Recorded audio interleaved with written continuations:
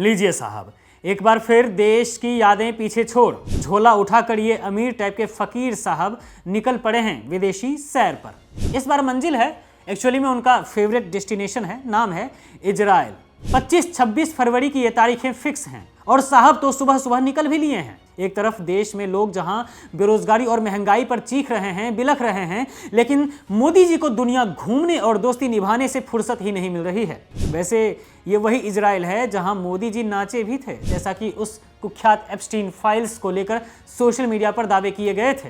भाई ये बात हम नहीं बोल रहे हैं, देश की जागरूक जनता भी जानती है कि उस फाइल्स में मोदी जी के बारे में क्या लिखा हुआ था, किस बात की चर्चा हुई थी। खैर, असली सवाल यह है कि आखिर इस वक्त मोदी जी इजराइल क्यों जा रहे हैं? क्या इसलिए कि वह एक बार फिर अपने परम मित्र अडानी को वहां कोई नया काम दिलाएंगे? क्योंकि महाशय तो जैसे अडानी ग्रुप के ग्लोबल एजेंट बन चुके हैं, जैसा कि हर दौरे के बाद दिखता भी है।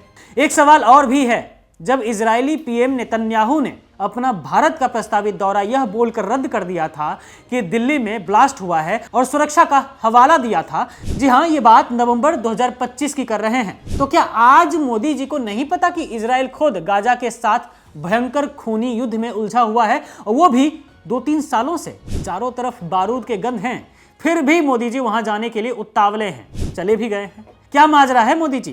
क्या यह सिर्फ डिप्लोमेसी है या अपने खास मित्रों के व्यापारिक साम्राज्य को युद्ध की आग के बीच भी सुरक्षित करने की कोई गुप्त सेटिंग?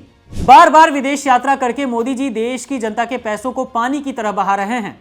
वो पैसा जो एक गरीब किसान के पसीने की कमाई है, जिसे मिडिल क्लास टैक्स के रूप में चुकाता है, उसे सरकारी आंकड़ों के नाम पर हवा में उड़ाया जा रहा है।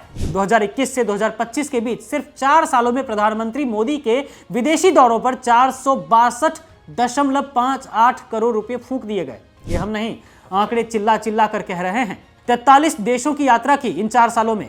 अमेरिका के तो इतने दीवाने हैं कि 4 बार चक्कर लगाए और 74 करोड़ रुपए वहीं लुटा दिए। फरवरी 2025 का फ्रांस दौरा ही देख लीजिए ना, एक डिनर और समिट के नाम पर 25.5 करोड़ रुपए उड़ा दिए गए। लेकिन देश को क्या मिला? मिला तो सिर्फ अडानी का उत्थान। रिकॉर्ड उठाकर देख लीजिए, मोदी जी जिस देश भी जाते हैं वहां से अडानी के लिए कोई ना कोई बड़ी डील लेकर ही लौटते हैं। चाहे वो श्रीलंका का पोर्ट हो, ऑस्ट्रेलिया की खदानें हो, या फिर हालिया मलेशिया दौरा, जहां जाते ही अडानी ग्रुप को पोर्ट का जैकपॉट मिल गया। केन्या से लेकर बांग्लादेश तक हर जगह मोदी जी की इन डील्स ने भारत के आत्मसम्मान को ठेस पहुंचाई है। केन्या में तो लोग गो बैक इंडिया के नारे तक लगाने लगे। क्या प्रधानमंत्री का काम 140 करोड़ भारतीयों की सेवा करना है या फिर एक पूंजीपति मित्र की मार्केटिंग करना? आज दुनिया देख रही है कि राष्ट्रवाद के चोले के पीछे मित्रवाद का धंधा चल रहा है। सिर्फ जनता अब इस फिजूल खर्ची और इस साठ गांठ का पाई पाई का हिसाब मांग रही है, लेकिन मोदी जी इसका हिसाब देने के बजाय फिर से इजराइल के लिए निकल लिए हैं।